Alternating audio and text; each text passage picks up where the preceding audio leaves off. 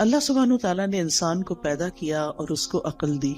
اس عقل کی وجہ سے انسان نے اس زمین میں بہت سی چیزوں کو ایکسپلور کیا اور دنیا میں زندگی گزارنے کے اس نے بہت سے طریقے سیکھے. اس زندگی میں ہم بہت سے کام کرتے ہیں، بہت سی ہماری ضروریات ہیں اور ان کو ہم پورا کرنے کے لیے طرح طرح کے طریقے آزماتے ہیں اور ان میں جو بیسٹ پریکٹسز ہوتی ہیں ان کو اختیار کر لیتے ہیں. ہماری ضرورت ہے کھانا پینا، تو آپ دیکھیں کہ اس میں کتنی ورائٹی ہے اور کتنے طریقے ہیں. اور اب جو کہ دنیا سمٹ گئی ہے ٹیکنالوجی کی وجہ سے، تو لوگوں نے ایک دوسرے سے بھی بہت کچھ سیکھا، مشرق نے مغرب سے، مغرب نے مشرق سے. جس ملک میں بھی جائیں ہر طرح کے کھانے اویلیبل ہیں.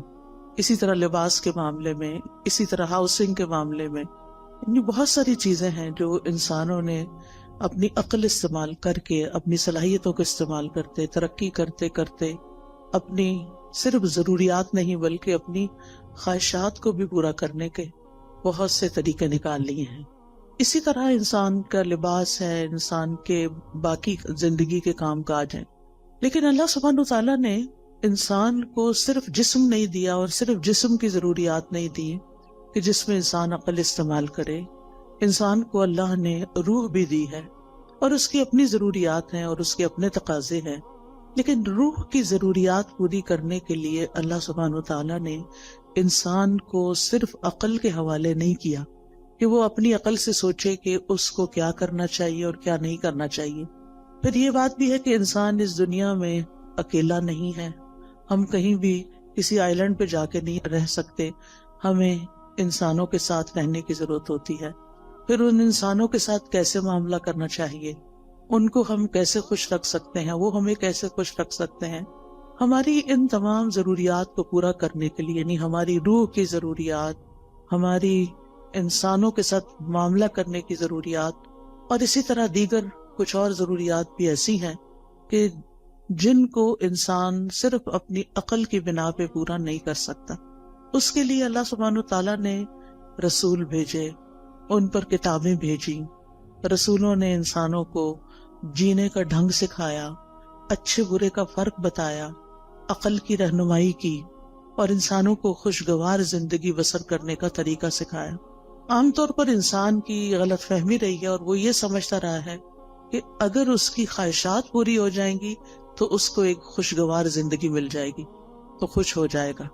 اسی لیے ہم دیکھتے ہیں کہ ہم اپنی خواہشات کی تکمیل میں بھاگ دوڑ کرتے ہیں، لیکن کچھ ہی عرصے کے بعد ہمیں پتہ چلتا ہے کہ جو کچھ ہم زندگی میں چاہتے تھے وہ سب کچھ تو مل گیا، پر دل اب بھی خوش کیوں نہیں؟ تو کس چیز کی کمی ہے؟ وہ اندر ایک ویکیوم سا کیوں ہے، ایک خلا کیوں ہے، ایک اداسی سی کیوں ہے، ایک بے اطمینانی اور بے سکونی سی کیوں ہے؟ وہ کیسے دور ہوگی؟ اس کے لیے انسانوں نے اپنے اپنے طریقے ایجاد کیے اور اپنے طریقوں سے اس ضرورت کو پورا کرنے کی کوشش کی، لیکن ناکام رہا.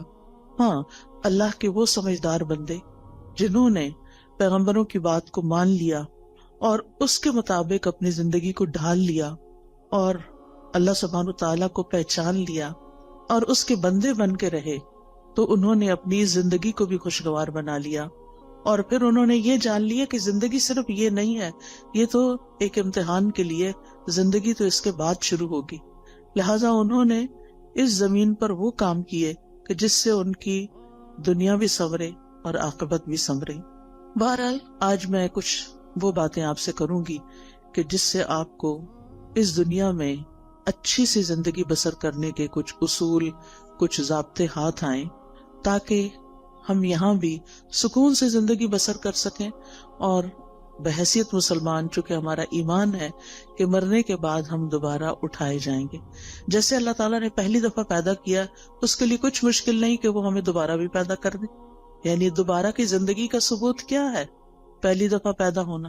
یہ زندگی دلیل ہے اس بات پر کہ مرنے کے بعد ایک اور زندگی بھی ہو سکتی ہے اور ہم سب دوبارہ اٹھائے جائیں گے. اور جب اٹھائے جائیں گے پھر اللہ تعالیٰ کے حضور پیش کیے جائیں گے اور پھر ہمارے اعمال تولے جائیں گے اور پھر اس کے مطابق ہمارا ٹھکانہ بنے گا. کچھ لوگ جنت میں جائیں گے، کچھ جہنم میں جائیں گے. جنت میں جانے والوں کے بھی درجات ہیں اور جہنم میں جانے والوں کے بھی درکات ہیں. عربی زبان میں درجہ کہتے ہیں جو اوپر کو چیز جاتی ہے، اور درک کہتے ہیں جو نیچے کو جاتی، کہ ان المنافقین فی الدرک الاسفل، یعنی سب سے نچلے گڑھے میں منافق ہوں گے۔ تو کچھ لوگ جنت میں جو جائیں گے، جنت میں بھی ان کے درجات ہوں گے۔ جنت کے بارے میں ایک روایت میں آتا ہے کہ اس کے 100 درجے، کچھ لوگ پہلے درجے پہ ہوں گے، کچھ 20ویں پہ ہوں گے، کچھ 30ویں پہ، اور کچھ آخری جنت الفردوس میں ہوں گے۔ اور یہ درجات کس بنا پر ہوں گے؟ قرآن مجید میں آتا ہے لِكُلٍّ دَرَجَاتٌ مِّمَّا عَمِلُوا، ہر ایک کے درجات ہیں اس کے مطابق جو انہوں نے عمل کیے، یعنی جیسے عمل ہوں گے، جتنے عمل ہوں گے، اس کے مطابق درجہ ملے گا۔ دنیا میں بھی انسان جیسے جتنی کمائی کرتا ہے، محنت کرتا ہے، کام کرتا ہے، اتنا مال اکٹھا کر لیتا ہے۔ عمل کا بھی یہی حال ہے، جتنا انسان عمل کرتا ہے، کوشش کرتا ہے، اور اس کے مطابق پھر آخرت کے درجات کما لیتا ہے۔ اب یہ ہماری اپنی چوائس ہے کہ ہم اپنے لیے کیا چاہتے ہیں۔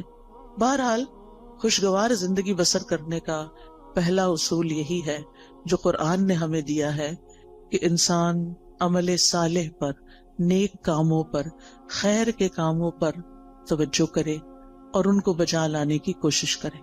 اس میں ہم سورۃ النحل میں دیکھتے ہیں، آیت نمبر 97 ہے، من عمل صالحا من ذکر او انثى وهو مؤمن فلنحيينه حياة طيبة وَلَنَجْزِيَنَّهُمْ أَجْرَهُمْ بِأَحْسَنِ مَا كَانُوا يَعْمَلُونَ۔ جو کوئی نیک عمل کرے گا، جو بھی کوئی اچھا کام کرے گا، خواہ مرد ہو یا عورت ہو، شرط یہ کہ وہ مومن ہو، وَهُوَ مُؤْمِنٌ فَلَنُحْيِيَنَّهُ حَيَاةً طَيِّبَةً، تو ہم اس کو ضرور عمدہ زندگی بسر کروائیں گے۔ حیات طیبہ، یہ آخرت کی بات نہیں ہو رہی، یہ دنیا کی بات ہو رہی ہے، کہ دنیا میں بھی اس کو ایک اچھی پیور لائف ملے گی، صاف ستھری زندگی ملے گی، اور اس کا تعلق انسان کے ظاہر سے بھی ہے اور انسان کے دل سے بھی ہے۔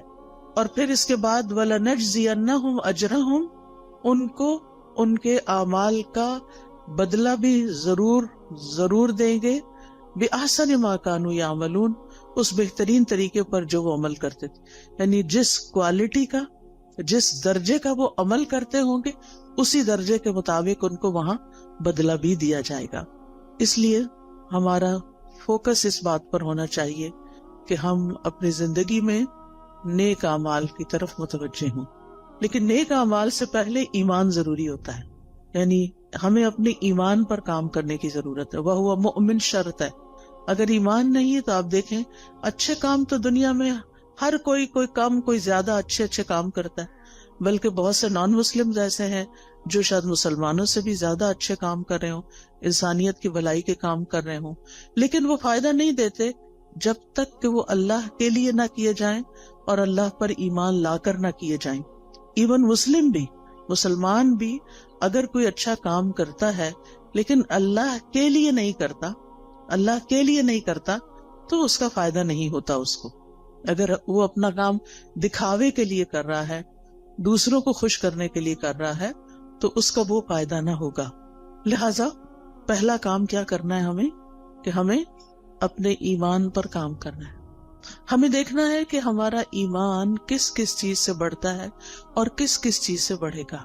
لہذا بہت ضروری ہے کہ ہم وہ کام کریں جس سے ہمارا ایمان بڑھے۔ اس میں آپ دیکھیں کہ ہم میں سے ہر شخص اپنے دل کی کیفیت کو تو سمجھتا ہے، ہم میں سے ہر ایک کو پتا ہے کہ کس کام کے بعد میری اندر کی فیلنگز اچھی ہو جاتی ہیں، میری اللہ سے محبت بڑھ جاتی ہے، مجھے لوگوں سے کوئی شکوے شکایت نہیں رہتے، مجھے صبر کرنا آ جاتا ہے، مجھے شکر کرنا آ جاتا ہے، مجھے لوگوں کے رویوں سے بے نیازی آ جاتی ہے، دنیا کے غم ہلکے ہونے لگتے ہیں۔ وہ کون سی چیز ہے؟ اس راز کو پائیں۔ جس نے اس راز کو پا لیا وہ کامیاب ہو گیا، کیونکہ بہت سے لوگ بھٹکتے رہتے ہیں اندھیروں میں، سب کچھ جاننے کے باوجود بھی ان کو یہ نہیں پتا چلتا کہ ان کے دل کا چین، سکون، اطمینان، خوشی کس چیز میں ہے۔ سب کچھ ہوتے ہوئے بھی وہ پریشان کیوں رہتے ہیں، سب کچھ ہوتے ہوئے بھی کسی چیز کی کمی کا احساس کیوں رہتا ہے۔ لہٰذا ہم میں سے ہر ایک کو مختلف چیزیں ٹرائی کرنی چاہیے، تجربہ کرنا چاہیے، وہ کون سی بات ہے، وہ کون سا کلام ہے، وہ کون سی مجلس ہے، وہ کون سا انسان ہے، وہ کون سی محنت اور کوشش ہے کہ جس کے بعد مجھے ایک سیٹسفیکشن نصیب ہوتی ہے، اور جس چیز کے بعد آپ کو ملے اس چیز کو پھر دوبارہ دہرانا چاہیے۔ وہ قرآن مجید کا پڑھنا بھی ہو سکتا ہے، وہ اللہ کا ذکر بھی ہو سکتا ہے، وہ بندوں کی خدمت بھی ہو سکتی ہے۔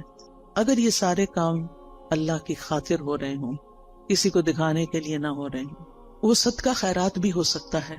نبی صلی اللہ علیہ وسلم نے فرمایا کہ تم آگ سے بچو خواہ کھجور کا ایک ٹکڑا، یعنی پوری کھجور بھی نہیں، بشق تمرہ، شق کہتے ہیں یعنی اگر جب اس کو 2 حصوں میں توڑا جائے تو وہ ہر 2 حصہ شق جانب، یعنی اس کا ایک پیس جو ہے کھجور کا ایک پیس، اندر تو گٹلی ہوتی، اگر وہ پوری کھجور بھی نہیں دے سکتے، آدھی کھجور دے کے بھی تم اس کو پا سکتے ہو، یعنی آگ سے بچ سکتے ہو، تو ایسا ضرور کرو۔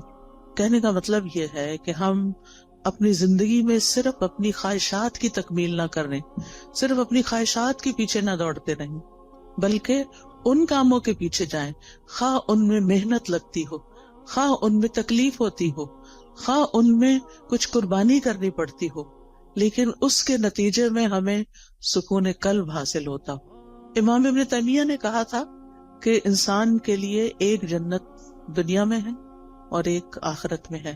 جو دنیا کی جنت میں داخل نہیں ہوا وہ آخرت کی جنت میں داخل نہیں ہو سکتا۔ وہ دنیا کی جنت کیا ہے؟ وہ دنیا کی جنت دل کا سکون ہے، دل کی راحت ہے، دل کی ٹھنڈک ہے، دل کا اطمینان ہے، دل کی خوشی ہے، کہ جس سے انسان ہر طرح کے حالات میں ایک پرسکون انسان رہتا ہے۔ اس کے لیے ہر شخص کو خود محنت کرنا ہے، اور اصول میں نے آپ کو دے دیا کہ اس کی جو ہے وہ ایمان لا کر عمل صالح ہے، نیک عمل ہے۔ لیکن وہ نیک عمل کیا کیا ہے، ان کا علم حاصل کرنا ضروری ہے کہ کون کون سے کام اللہ تعالیٰ کو پسند ہیں۔ پھر اسی طرح آپ دیکھیے کہ دوسری چیز جو انسان کو خوشی دیتی ہے وہ انسانوں کے ساتھ احسان کا معاملہ ہے، چاہے زبان کے ساتھ چاہے کام کے ساتھ۔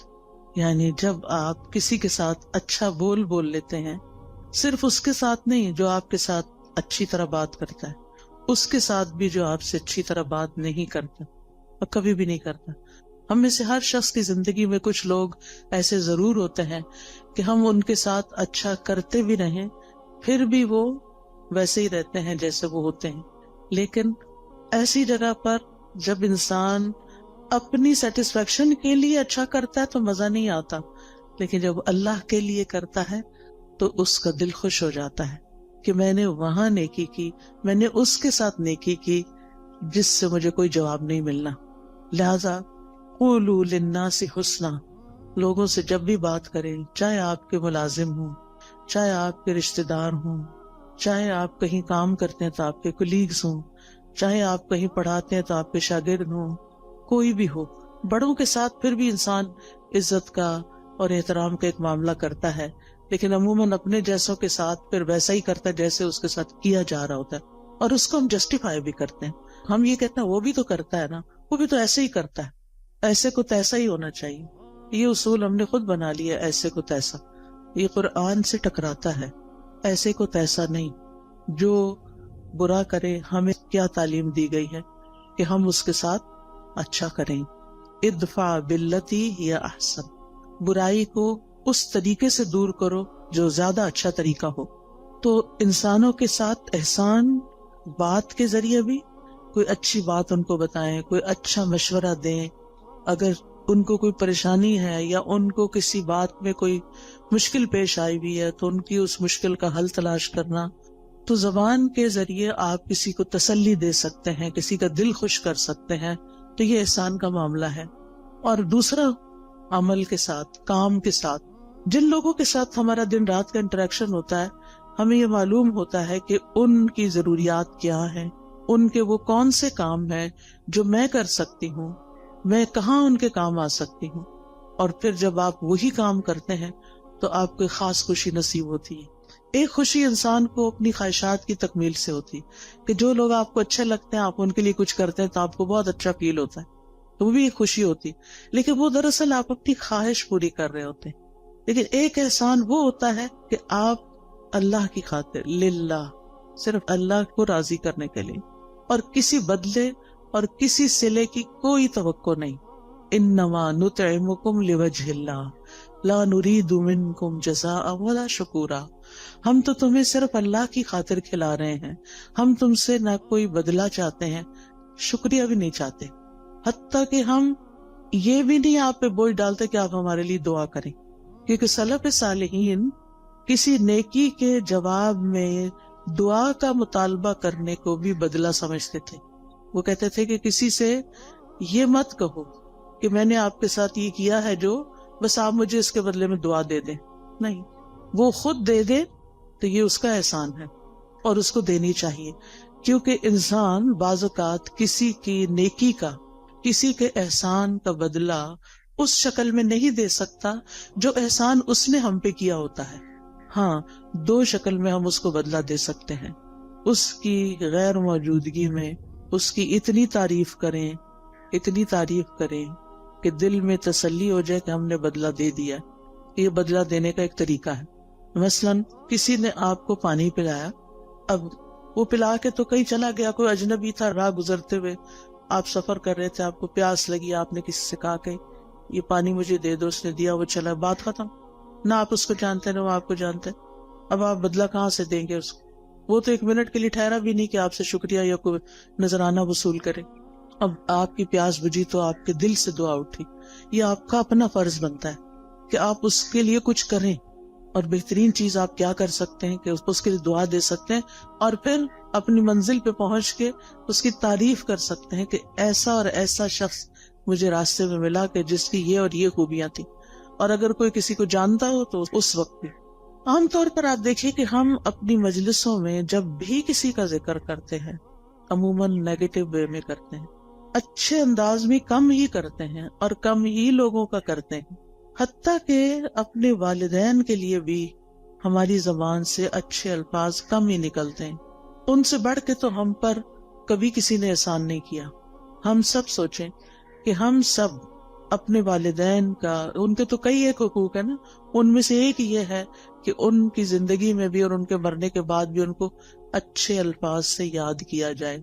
ہم جب بہن بھائی آپس میں مل کے بیٹھتے ہیں تو اپنے والدین کی کتنی خوبیاں بیان کرتے ہیں، یا اپنے دوستوں میں بیٹھتے ہیں یا ان کے دوستوں کے ساتھ بیٹھتے ہیں تو ان کی کتنی نیکیاں یا کتنے احسان ہمیں تو یاد بھی نہیں رہتا، ہم تو دیکھتے بھی نہیں کہ یہ احسان ہے ان کا. پھر اسی طرح اور لوگ ہوتے ہیں ہماری زندگی میں جنہوں نے ہم پہ احسان کیا ہوتے ہیں. کوئی نانی دادی ہوتی ہے، کوئی اور ٹیچر ہوتی ہے، کوئی رشتہ دار ہوتی ہے، کئی لوگ ہوتے ہیں نا. ایک انسان جب گرو کرتا ہے، بڑا ہوتا ہے، تو کئی لوگوں کا اس میں ہاتھ ہوتا ہے. آپ تنہا کچھ بھی نہیں ہیں. آج ہم جو کچھ بھی ہیں اس میں بے شمار لوگوں کا تعاون ہے ہماری شخصیت کو بنانے میں، ہمیں کسی قابل بنانے میں کہ ہم بڑے ہو کر کچھ کرنے کے قابل ہو سکیں. اس میں اس شخص کا بھی ہاتھ ہے جس نے بچپن میں ہمیں انگلی پکڑ کے چلنا سکھایا تھا، ہمیں دانت صاف کرنے سکھائے تھے. بعض اوقات تو مدر ہوتی ہے، بعض اوقات تو مدر کی کوئی ہیلپر ہوتی ہے. کتنے بے شمار لوگوں کا ہم پر احسان ہے. ہم سوچے کہ ہم نے اپنے محسنین میں سے کتنے محسنوں کو اچھے لفظوں میں کبھی یاد کیا.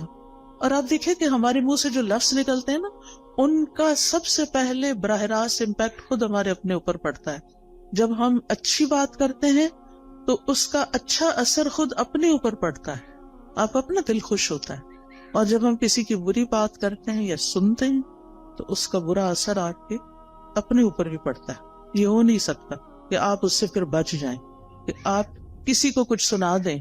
اور سے کوئی شخص کسی کو کوئی گالیاں دے رہا ہے تو یہ تو نہیں ہوتا کہ وہ اٹھا کے صرف اس پہ کچھ پھینک رہا ہے، وہ اپنے آپ کو اپنے کانوں کے ذریعے اپنے دل پہ بھی پھینک رہا ہے. تو ان احسنتم احسنتم لانفسکم، اگر تم اچھا کرو گے تو اپنی ذات کے لیے اچھا کرو گے. انسان جب اچھا کرتا ہے اپنے ہی لیے اچھا کرتا ہے.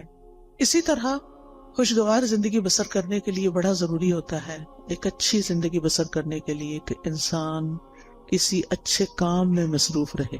ایک تو وہ کام ہوتے ہیں نا جو ہمیں کرنے پڑ جاتے ہیں، جو مجبوری سے ہم کرتے ہیں، ہمارے اوپر وہ ڈال دیے جاتے ہیں. مثلاً آپ بیٹی ہیں، گھر میں رہتی ہیں، تو آپ کی والدہ نے آپ کو کچھ کام کہہ دیے ہیں کہ یہ تم نے کرنے. جیسے ہم اپنے بچوں کے ساتھ کرتے ہیں، کچھ کام بیٹے کے ذمہ، کچھ بیٹی کے ذمہ، کچھ.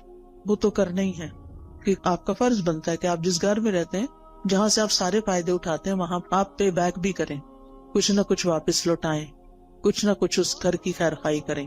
لیکن یہ کافی نہیں ہے، یہ تو فرض کے درجے میں ہے نا. جو احسان ہوتا ہے نا وہ فرض سے آگے کی چیز ہوتی ہے. ٹھیک ہے نا. مثلاً حدیث سے جبریل میں احسان کی تعریف کیا کی گئی ہے؟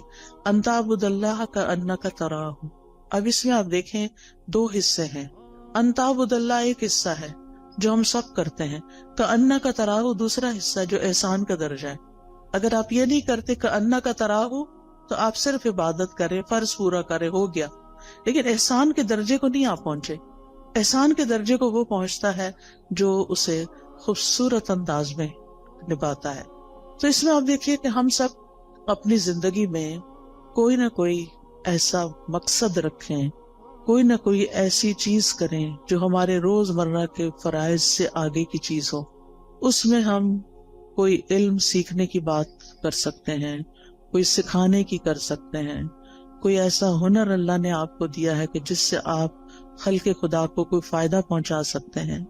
اور جو لوگ اپنی جوانی میں مصروف زندگی گزارنا سیکھ لیتے ہیں، اپنے وقت کو لغو اور فضول بیکار باتوں سے بچا کر اچھے کاموں میں لگاتے ہیں، ان کا بڑھاپا بڑا خوشگوار ہوتا ہے.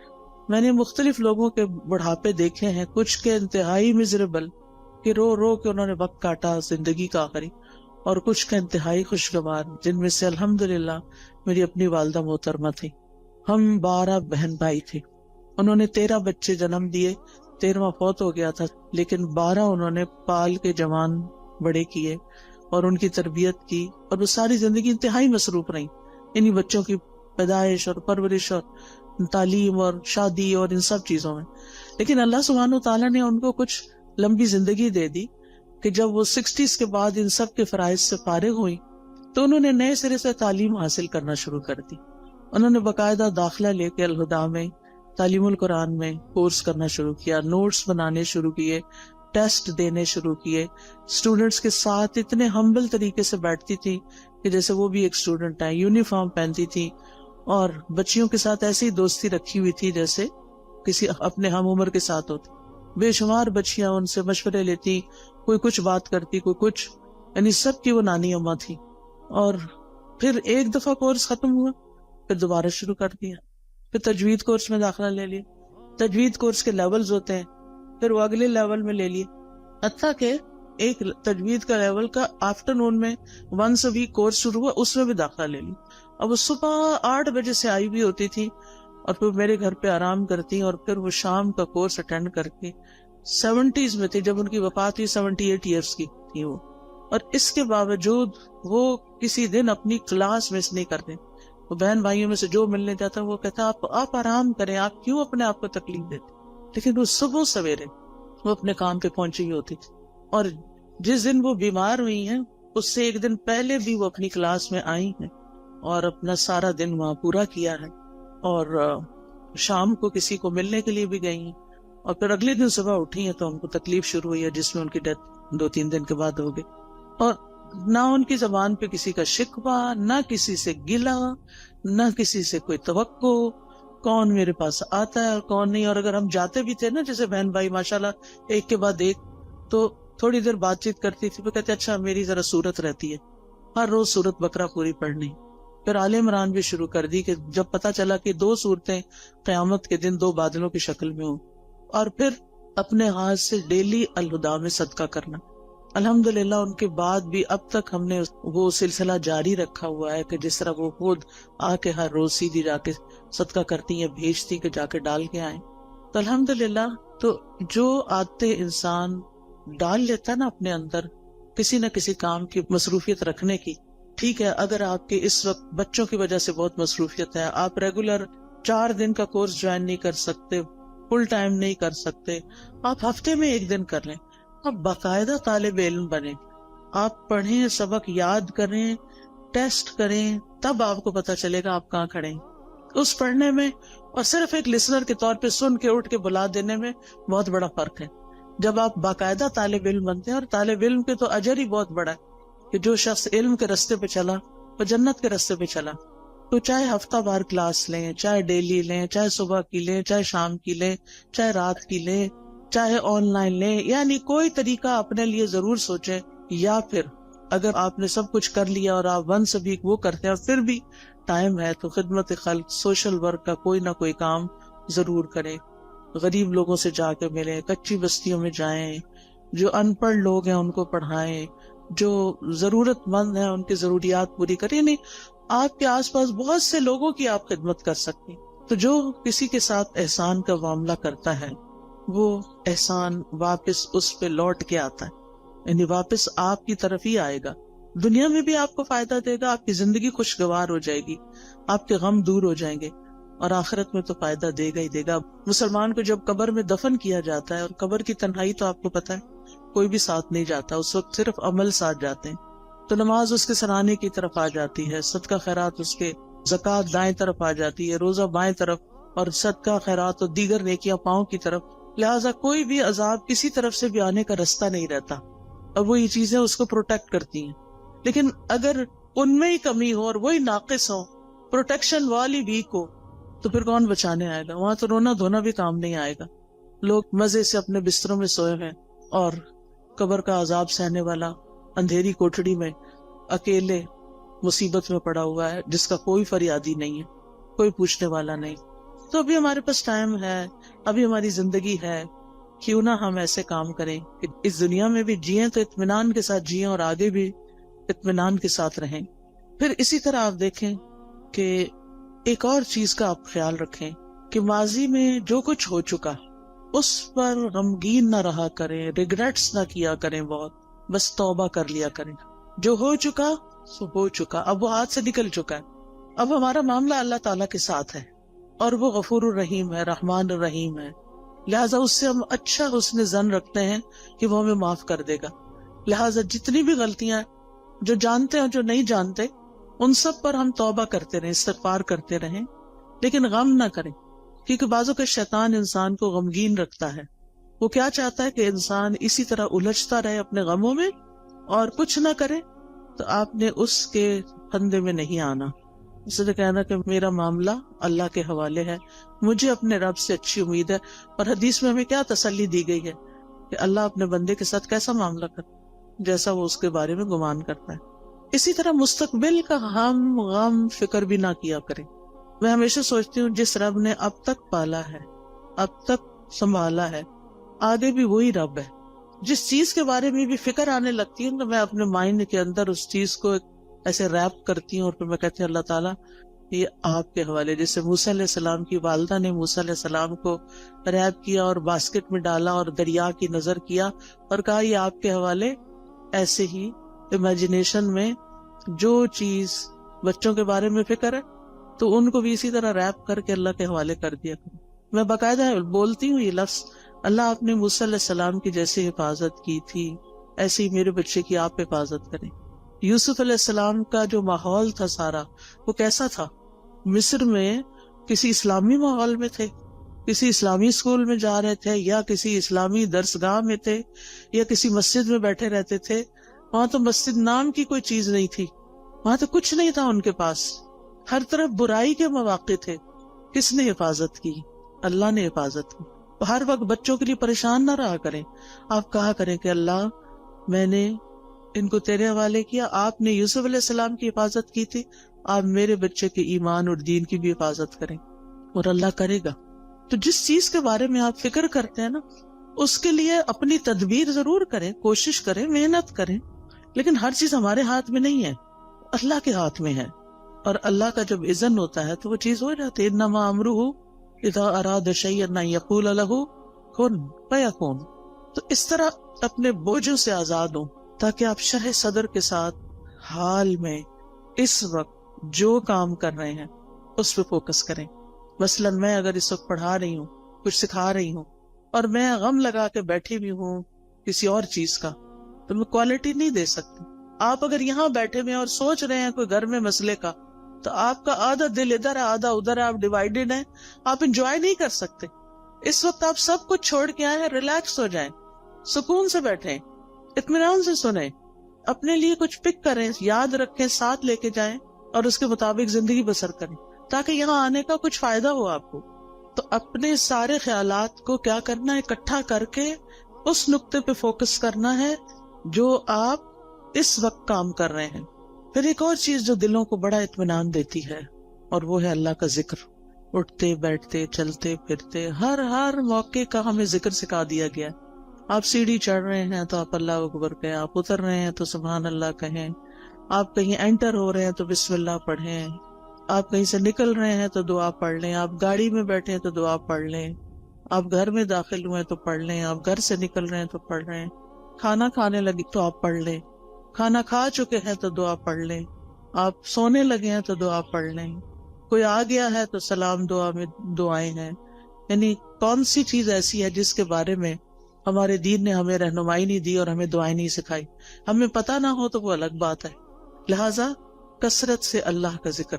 قرآن مجید میں اللہ تعالیٰ اپنے مومن بندوں اور بندیوں کی صفت یہ بیان کرتے ہیں وَالذَّاكِرِينَ اللَّهَ كَثِيرًا وَالذَّاكِرَاتِ, کہ وہ کثرت سے اللہ کا ذکر کرنے والے ہیں, مرد بھی اور عورتیں بھی. اور اس کے علاوہ فارغ اوقات میں ڈرائیو کر رہے ہیں, آپ گھر کے کام کاج کر رہے ہیں, کھانا پکا رہے ہیں, لانڈری کر رہے ہیں, کلیننگ کر رہے ہیں, کچھ بھی کر رہے ہیں, آپ کی زبان اللہ کے ذکر سے تر رہے, کیونکہ اللہ تعالیٰ کا وعدہ ہے الا بذکر اللہ تطمئن القلوب. اور یہ بھی آتا ہے الذین آمنوا وتطمئن قلوبہم بذکر اللہ. وہ لوگ جو ایمان لائے ہیں, ایمان والے جو ہیں, ان کے ذکر اللہ کے ذکر سے ہی اطمینان پاتے ہیں. اگر ذکر کچھ لوگ کہتے ہیں ذکر بھی کرتے پر چین نہیں آ رہا, پھر اپنے ایمان پہ کام کریں, کیونکہ اللہ تعالیٰ نے ایمان والوں کی تو یہی صفت بیان کی کہ ان کو اللہ کے ذکر سے چین آ جاتا ہے, ان پہ یہ دوائی کام کر جاتی ہے. اور اگر آپ پر یہ دوائی کام نہیں کر رہی تو پھر دوائی کا قصور نہیں ہے, کچھ مشکل آپ کے اندر ہے, کیونکہ ذکر تیر بہدف نسخہ ہے. تیر بہدف کا مطلب ہوتا ہے نشانے پہ جا کے لگتا ہے, جس قسم کی آپ کو تکلیف ہو اس کا علاج ہے. پھر اسی طرح اپنی روز مرہ کی گفتگو میں اللہ کی نعمتوں کا ذکر شروع کر دیں, اللہ کی نعمتوں کو دیکھنا شروع کریں, چھوٹی چھوٹی باتوں پر شکر ادا کریں. مثلاً آپ واش روم میں جاتے ہیں, ٹیپ کھولتے ہیں, گرم پانی آتا ہے, صرف ہاتھ دھو کے وضو کر کے نہا کے باہر نہ نکلیں, بلکہ کیا کریں, دل ہی دل میں, ادھر اللہ کا ذکر تو نہیں ہم نے کرنا ہوتا واش روم میں کھڑے ہو کر, دل ہی دل میں کریں شکر ہے, شکر, لفظ شکر منہ سے نکالتے جائیں, شکر لفظ بولنا تو واش روم میں منع نہیں, شکر ہے, شکر ہے, شکر ہے. اسی طرح کوئی بھی اور چیز جو آپ کے گھر میں اللہ نے آپ کو سہولت دی ہوئی, مثلاً سردی ہے اور اللہ نے آپ کو ہیٹر جیسی نعمت دی ہوئی ہے, آن کرتے ہوئے آف کرتے ہوئے اللہ تیرا شکر ہے تو نے یہ نعمت دے رکھی ہے. کتنے ہی لوگ ایسے ہیں جن کے پاس یہ نعمت نہیں ہے, کتنے ہی لوگ ہیں جن کے پاس پورا لباس بھی نہیں ہے, ان کے پاس آپ جیسی رضائی بھی نہیں ہے, ان کے پاس جوتے بھی نہیں ہیں, جرابیں بھی نہیں ہیں, پورا کھانا بھی نہیں ہے. ہمیں تو سردی لگتی ہے, کہتے چائے کا کپ پی لو سردی ختم ہو جائے گی, یہ فلاں حلوہ کھا لو, فلاں کتنی سوغاتیں ہم نے بنائی ہوئی ہیں سردیوں کی اپنی سردی کو دور کرنے کے لیے. کیسی کیسی نعمتیں اللہ نے دی ہیں. یعنی صرف کھانے کی حد تک تھوڑی رہتے ہیں ہم سب کہیں نہ کہیں سے کچھ نہ کچھ بچا کے کر کے ہم اپنے لیے کچھ نہ کچھ ایکسٹرا بنا لیتے ہیں. کتنے لوگ ہیں جن کے پاس یہ سب کچھ, پھر بھی ہم روتے ہیں کیونکہ ہم شکر ادا نہیں کرتے. آپ چل سکتے ہیں, آپ بول سکتے ہیں, آپ کو کوئی اچھی سی خوشبو آتی ہے, شکر, اللہ تیرا شکر. اللہ کی نعمتوں پر شکر ادا کرنا سیکھیں, اور لوگوں سے بھی بات کریں تو نعمتوں کا ذکر کریں, مسائل کا نہ ہر وقت کریں. مشکل پتہ کیا ہے, ہم صرف مسائل کو ڈسکس کرتے ہیں, یہ مسئلہ پیش آ گیا, وہ مسئلہ پیش آ گیا, یہ مسئلہ حل نہیں ہوا, وہ مسئلہ حل نہیں ہے. شوہر گھر آئے گا تو مسائل کی پٹاری کھل جائے گی, بچوں سے ملاقات ہوگی تو مسائل ہیں, کیوں ہر وقت مسائل کی باتیں کریں. مسائل جس وقت یاد آئے نا, دیر اینڈ دین دل ہی دل میں اللہ کو پکار لیا کریں, اللہ تعالیٰ یہ مسئلہ تو ہے, بس آپ حل کر دیں, سارے خزانے تیرے ہاتھ میں, آپ نہیں کرنا ہے. اور واقعی ہم نے خود تو کرنا نہیں ہوتا, کوشش ضرور کریں, لیکن بندوں کے پاس حل کوئی نہیں ہے. بندے آپ کی طرح یا آپ سے بھی زیادہ کمزور ہوتے ہیں. جن بندوں پہ ہم ریلائے کر رہے ہوتے ہیں وہ بعض اوقات ہم سے بھی کمزور ہوتے ہیں. اسی لیے اللہ تعالیٰ نے قرآن مجید میں ایک مثال دی ہے. اللہ کے سوا جنہوں نے اور سہارے بنا رکھے ہیں, اولیاء بنا رکھے ہیں, مددگار سمجھ رکھے ہیں, ان کی مثال مکڑی کی طرح ہے جو ایک گھر بناتی ہے، اور گھروں میں سب سے کمزور گھر مکڑی کا ہوتا ہے. اگر مثال کے طور پر کہیں مکڑی کا جالا لگا ہوا ہے اور آپ ذرا سلپ ہونے لگے، پکڑے ذرا جالے کو، سہارا دے گا آپ کو؟ نہیں، کمزور ہے وہ جالا. کمزوروں کا سہارا چھوڑ کر سب سے طاقتور کا سہارا پکڑیں، اللہ پر توکل کریں، اللہ کا سہارا لیں، اللہ سے مدد مانگیں، اس پر یقین رکھیں. ہر چیز اس کے ہاتھ میں ہے. بیدہ الملک، ساری بادشاہت، ساری ملکیت اسی کی ہے. وَهُوَ عَلَى كُلِّ شَيْءٍ قدیر، اور وہ ہر چیز پر پوری قدرت رکھتا ہے. پھر آپ دیکھیں کہ جو چیزیں آپ کو پریشان کرتی ہیں نا، ان کی کسی وقت لسٹ بنا لیں. مجھے یہ بھی فکر ہے، مجھے یہ بھی فکر ہے، یعنی کیا کیا کیا کیا کیا کیا پریشان کر، کیا کیا غمگین کر. ہاتھ پہ ہاتھ رکھ کے نہیں بیٹھے رہیں، لسٹ بنائیں. کیا بادر کر رہا ہے، کیوں کر رہا ہے، اس مسئلے کا حل کیا ہے. ٹھیک ہے نا؟ تو ان مسائل کے حل کی کوشش بھی کرنی ہے. مسائل لکھ لینے، اس کا حل. پھر آپ دیکھیں کہ کن لوگوں کے پاس اتنی عقل سمجھ ہے کہ جو اس کو جان. مثلاً آپ بیمار ہوتے ہیں، کس کے پاس جاتے ہیں؟ یہ کس کے پاس جانا چاہیے؟ سب چپ بیٹھے ہیں، لگتا جاتے ہی نہیں ہے. ڈاکٹر کے پاس. ڈاکٹر شفا دیتا ہے؟ نہیں، تو پھر کیوں جاتے ہیں؟ ذریعہ بنتا ہے. ٹھیک ہے. اس کوشش کی وجہ سے جو ہم پر لازم کی گئی ہے کہ کوئی مسئلہ پیش آ جائے تو اس کو دور کرنے کے لیے کوشش کریں، یہ یقین رکھتے ہوئے کہ کوشش ہماری طرف سے اور شفا اللہ کی طرف سے. ہم جا رہے ہیں ڈاکٹر کے پاس، ڈاکٹر اپنے علم کی روشنی میں ہمیں مشورہ دے گا، دوائی دے گا، اس دوا میں شفا اللہ ڈالے گا. ایسے سوچا کریں. ٹھیک ہے. گیزر خراب ہو جائے تو کس کے پاس جاتے ہیں؟ پلمبر کے پاس. اسی طرح جس قسم کا کوئی مسئلہ پیش آتا ہے زندگی میں، اس کا حل کس کو اللہ نے سکھایا، کون ہو سکتا ہے، بس اس کے پاس جائیں. ہر ایک کے سامنے. یہ نہیں کہ دوست کا فون آیا تو اس کو کہانی سنا، آج گیزر خراب ہو گیا تھا، پھر ٹھنڈا پانی تھا، پھر یہ ہو گیا، وہ کتنا وقت اپنا بھی ضائع کر اس کو بھی بیزار کیا. وہ کیا کر سکتی ہے اپنے گھر میں بیٹھی ہوئی آپ کے گیزر کے لیے؟ ہاں، یہ ہو سکتا ہے. آپ کو نہیں پتا کسی اچھے پلمبر یا کسی اچھے کام کرنے والے، آپ اسے یہ کہہ سکتی آج یہ مسئلہ پیش آیا ہے، تمہارے علم میں کوئی ہے جو یہ مسئلہ حل کر سکے؟ اگر ہے تو ٹھیک، ورنہ آگے چلو، کوئی اور بات کرو. ہم یعنی عقل کا ثبوت نہیں تھا. ہر بات ہر ایک سے نہیں کرنی ہوتی. ہم سمجھتے ہیں جو سامنے آ گیا، جو مل گیا، اس کو ہم اپنی کہانی سنا دیں گے کہ مسئلہ حل ہو جائے گا. ایسا نہیں ہوتا مسئلہ حل.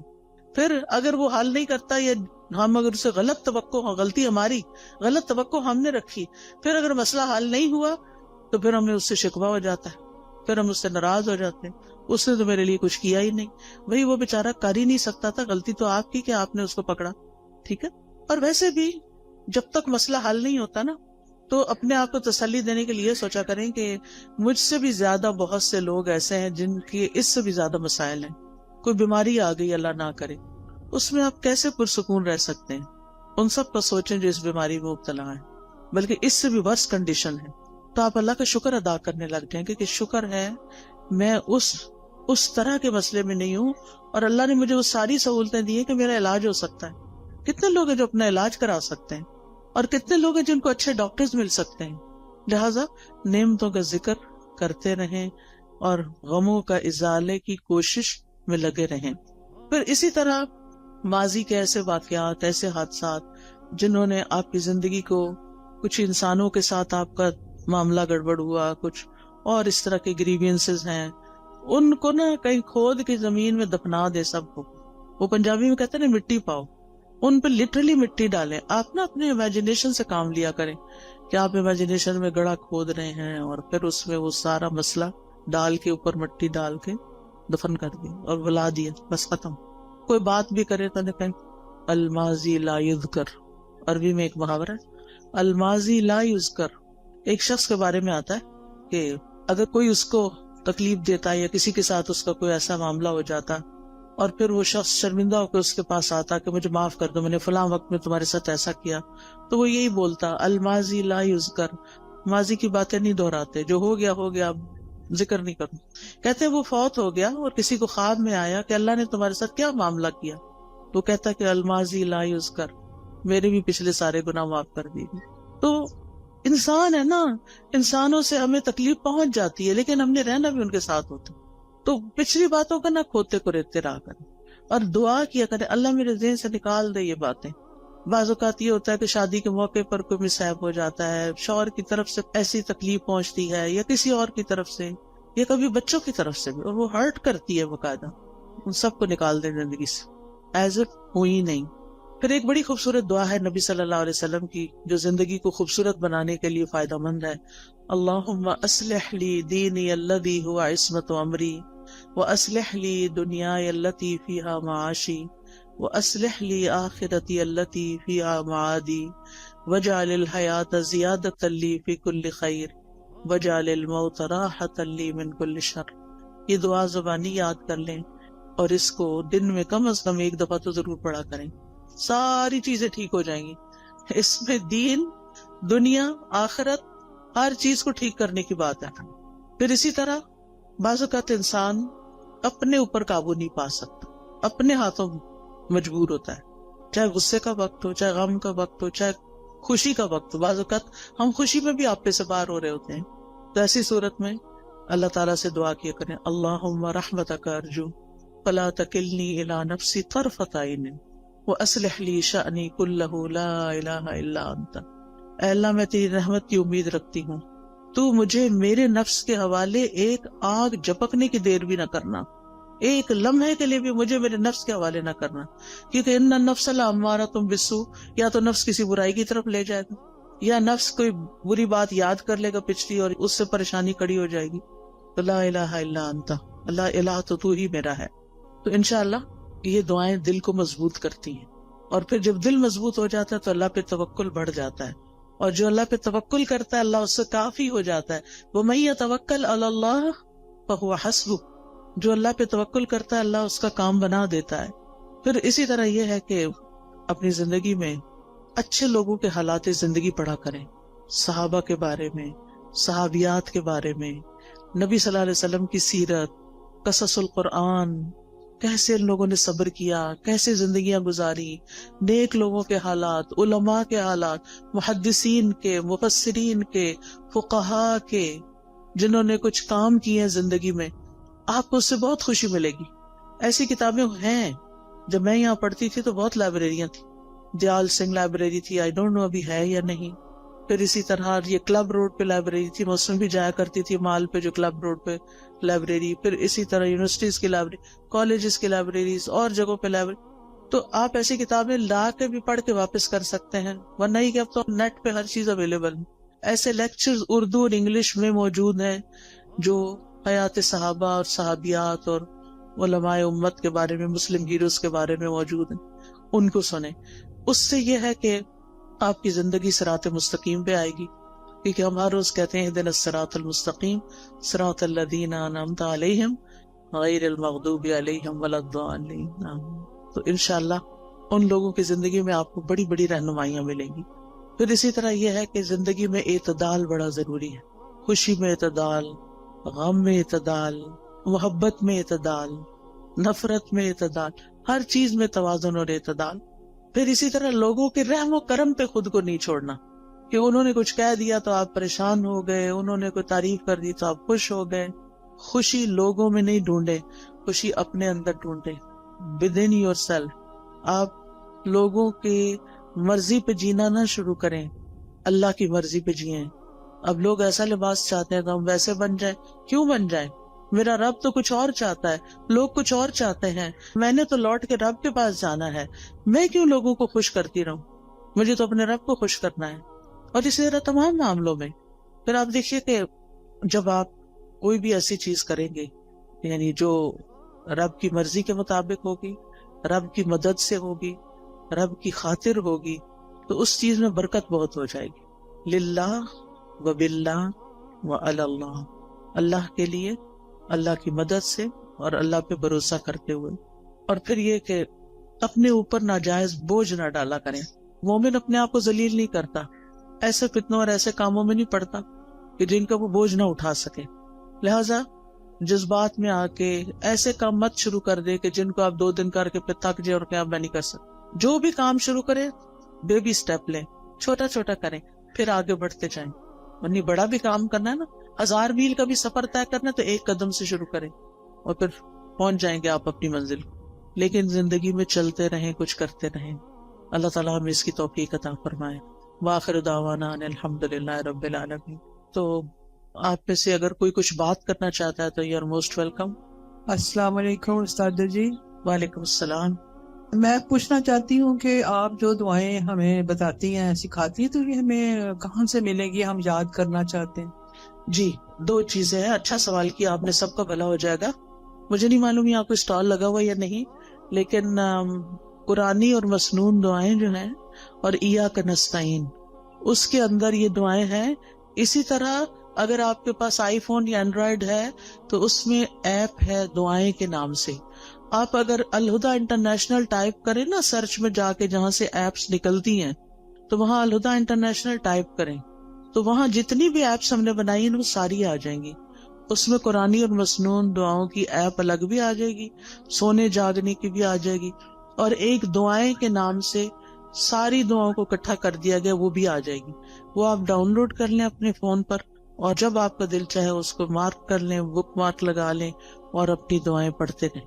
ٹھیک, اس میں فیوریٹ کا نشان بھی لگا سکتے ہیں. دعائیں تو بے شمار ہیں, جو مجھے ملی سب ڈلواتی گئی. یعنی اس میں یہ کوشش کی کہ کوئی چیز رہے نہیں, جو علم میں آئے وہ رہے نہیں, وہ جمع ہو جائے بس, تاکہ سب کچھ اللہ سے مانگ لیں. خود تو آتا نہیں نا, تو جو رسول اللہ صلی اللہ علیہ وسلم نے مانگی یا نیک لوگوں نے مانگی, ہم بھی وہ مانگ لیں اپنے لیے. تو اس ایپ کو میں بہت انجوائے کرتی ہوں. بس ایسے اوپر کرتے جاؤ اور پڑھتے جاؤ اور دعائیں مانگتے جاؤ. عمرے کی صحیح ختم ہو جاتی ہے, وہ دعائیں ختم نہیں ہوتی. اتنی دعائیں ہیں اس میں الحمدللہ. تو وہ آپ ایپ ڈاؤن لوڈ کر لیجئے. ٹھیک ہے, اور کوئی؟ السلام علیکم. وعلیکم السلام. میرا ایک سوال ہے کہ ابھی آپ نے اچھے طریقے سے بتایا کہ ہماری پرابلمز ہیں, ہماری مشکلات ہیں, اور ان کو ہم نے ڈیل کیسے کرنا ہے. تو آپ گائیڈ کریں پلیز کہ اس وقت جو ہمارے یوتھ ہیں اور اسلام کی جو اس وقت شکل ہے دنیا میں, اس کو ہم کس طرح بہتر طور پہ کر سکتے ہیں, کیونکہ ہم سب مائیں ہیں, ہماری کوشش ہوتی ہے کہ ہم اپنے بچوں کو دین سے محبت اور دین کا جو ابھی آپ نے عقیدہ بتایا وہ ان میں آنا چاہیے. تو تھوڑا سا گائیڈ کریں پلیز, ہم کس طرح اپنے بچوں کو اس فتنوں آپ دیکھیں کہ بچوں کی تربیت کے لیے بہت ساری چیزیں ہیں, بہت سے میرے لیکچرز بھی اس پہ ہیں, لیکن ایک چیز یاد رکھیے, جو ان سے کروانا ہے وہ خود نمونہ پیش کریں. اگر ہم خود کر کے وہ دکھائیں گے ان کو, تو وہ بھی یقین کے ساتھ اس کو کریں گے, اور انشاءاللہ ہمارے کہنے میں بھی وزن ہوگا اور برکت ہوگی, اور انشاءاللہ وہ آگے بڑھ کے کریں گے. ہمیں سے ہر شخص اپنا اور اپنے سے آس پاس کے 10 لوگوں کا ذمہ لے لے کہ ان کی زندگیوں کو قرآن و سنت کے مطابق کرنا ہے, تو آپ دیکھیں کہ بہت جلدی امیج ٹھیک ہو سکتا ہے انشاءاللہ. اس میں کوئی ایسی چیز ہمارے پاس چھو منتر بالکل نہیں ہے کہ جس سے کچھ ہوگا. لانگ ٹرم کام کرنا پڑے گا. جیسے اگر آپ نے مثلا اپنا وزن کم کرنا ہو, کوئی دنیا میں ایسا نسخہ نہیں کہ آپ کوئی چیز کھا لیں اور آپ پتلے ہو جائیں. لمبے عرصے میں کام کر کے اپنا امیج ٹھیک کرنا پڑتا ہے. جی آپ کچھ کہنا چاہیں؟ ہمیں قرآن کی خود بھی تعلیم حاصل کرنی چاہیے. آپ کے آس پاس جو ہے اتنا اچھا سینٹر بنا ہوا ہے, تو اپنی زندگی کا کچھ وقت نکالیں اور یہاں سے آ کے سیکھیں, تاکہ آپ کو اندازہ ہو کہ قرآن آپ کو اپنے بچوں کی تربیت کے کون سے اصول سکھاتا ہے, تاکہ آپ وہ امپلیمنٹ کریں. تو اس کے لیے پہلے علم کا ہونا ضروری ہے. تو یہ پاس ہی آپ کا سینٹر ہے, اس میں ضرور بالکل کوئی آ کے پراپر اس کا انٹروڈکشن کروا دے, کہاں پر ہے. جی السلام علیکم ورحمۃ اللہ وبرکاتہ. جی یہ ہمارا جو سینٹر بنا ہوا ہے, اس میں آفٹرنون بچوں کی کلاسز ہو رہی ہیں, پورے 5 دن ہو رہی ہیں. تو ہم نے فری پک اینڈ ڈراپ بھی دیا ہوا ہے, تو اس میں آپ بچوں کو لائیں. بچے الحمدللہ سیکھ رہے ہیں, تو آپ بچوں کو ادھر کروائیں. تو اس لیے یہ سب نے جو 408 بلاک, تو آپ بچوں کو بھیجیں تو بچے انشاءاللہ سیکھیں گے. آپ لوگ خود بھی آئیں, عورتوں کے لیے بھی کورسز ہیں, بچیوں کے لیے بھی ہیں, اور شام کو جو ہے وہ بچوں کی کلاسز ہو رہی ہیں. تو یہ سوسائٹی سے بہت لوگ آ رہے ہیں, یہ کماہا سے آ رہے ہیں, جٹول سے آ رہے ہیں. تو آپ بچوں کو ادھر لائیں تو بچے انشاءاللہ سیکھیں گے. السلام علیکم. کسی کو اور تو نہیں کچھ کہنا؟ السلام علیکم. جی وعلیکم السلام.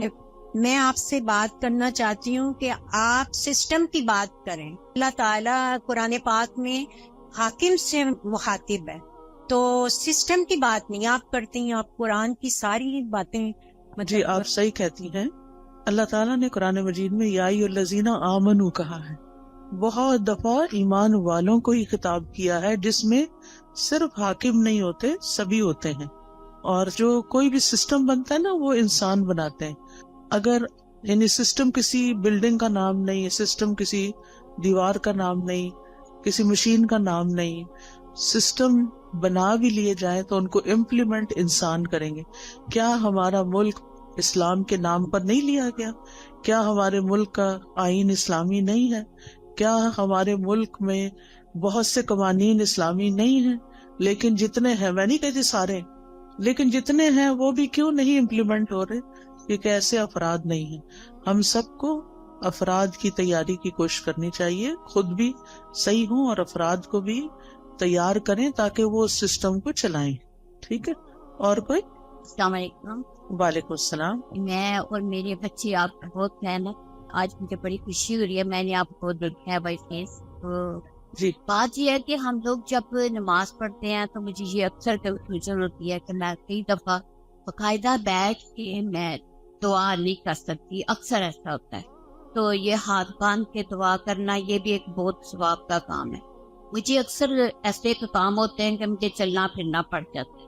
تو اس میں کوئی مجھے فرق تو نہیں پڑتا کیونکہ اللہ تعالیٰ کہتا ہے چلتے لیٹتے اٹھتے بیٹھتے آپ دعا کر سکتے. جی کر سکتے ہیں. تو نماز کے بعد کی اسپیشلی جو دعائیں, نماز کے بعد جو شخص مصلی پہ بیٹھ کے دعا کرتا ہے اس کا فائدہ بہت ہے.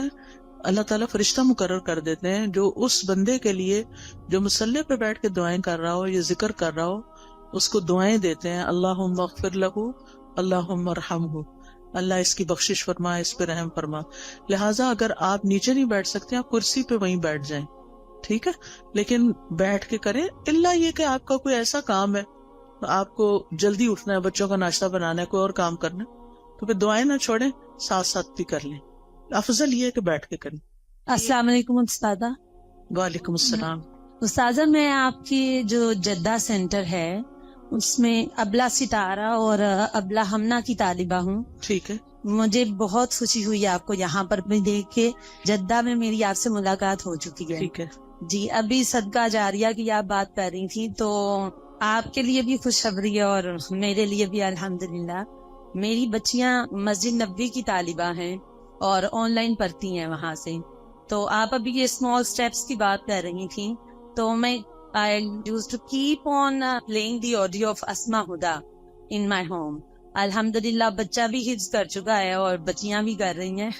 تو جب یہ ان کو سنا رہی تھی وہاں کی ابلا کو مسجد نبوی کی, اینڈ شی آسکڈ کہ آپ نے اسما ہدا کا سنا ہوا ہے, تو مجھے اتنی خوشی ہوئی. آپ بھی ماں ہیں الحمدللہ, آپ کو بھی ان کی بشارت دنیا میں بھی اللہ تعالیٰ اچھے کام ان سے بھی لے. اور میری بچی کی بھی آواز سن کے انہوں نے کیا کہ یہ وہاں سے پڑھ کے آئی ہیں کبھی. الحمدللہ. جی, بس یہ چھوٹے چھوٹے سے سٹیپس اگر ہم آئے لیں گی تو بالکل کچھ نہ نہیں. ہم جی بعض اوقات یہ سوچتے ہیں ہمارے پاس ریسورسز نہیں. الحمدللہ ہم ایسے دور میں پیدا ہوئے ہیں کہ ہمارے پاس آن لائن بہت سے ریسورسز موجود ہیں. کوئی بھی نہیں تو بھی ہم تنہا نہیں, بہت کچھ ہے ہم جس سے فائدہ اٹھا سکتے ہیں. السلام علیکم. وعلیکم السلام. ساتھ مجھے کوشچن کرنا ہے, جیسے آج کل بچوں کے ہم لوگ ریلیشنز کے لیے کوششیں کر رہے ہیں. بچوں کی چوائسیز ہوتی ہیں, بعض دفعہ فیملی پریشر ہوتا ہے کہ نہیں یہاں آپ کریں. تو اس میں ہم لوگ کو کیا کرنا چاہیے؟ بعض دفعہ ہوتا ہے ان کی چوائس میں ہم نکاح وغیرہ بھی کر دیتے ہیں, ہوتا ہے کہ چلو جائز طریقے سے آپ ایک دوسرے سے ریلیشن قائم رکھیں. بٹ گرلس کے جو ہوتے ہیں, لڑکیوں کے پیرنٹس, وہ پسند نہیں کرتے کہ بچہ بچی زیادہ آپس میں ملیں. اور اس میں پھر وہی ہوتا ہے کہ پرابلمز ہو گئی, کچھ بھی ہو گیا, اور بچہ کی تھوڑے عرصے بعد پتہ چلتا ہے چوائس بدل گئی نکاح کے باوجود کہ جی مجھے یہاں نہیں کرنا, مجھے یہاں کرنا ہے. اس طرح کے ماحول کے کیسے بچوں کو ٹیکل کریں؟ اصل بات یہ ہے نا کہ دین سے دوری کی وجہ سے بہت سارے مسائل ہیں. اللہ کا تقوی نہیں ہے, اللہ کا خوف نہیں ہے, زندگی کو فن بنایا ہوا ہے. اللہ تعالیٰ سمجھ دے بس. جزاکم اللہ خیرن. چونکہ اب میں اس سے زیادہ آگے گئی تو آپ کی نماز لیٹ ہو جائے گی, آپ کو گھر پہنچ کے مغرب وقت پر پڑھنی چاہیے, کیونکہ ان الصلاۃ کانت علی المؤمنین کتابا موقوتا, نماز مومنوں پر وقت کی پابندی کے ساتھ فرض کی گئی ہے, تو اس کا اہتمام کیجیے.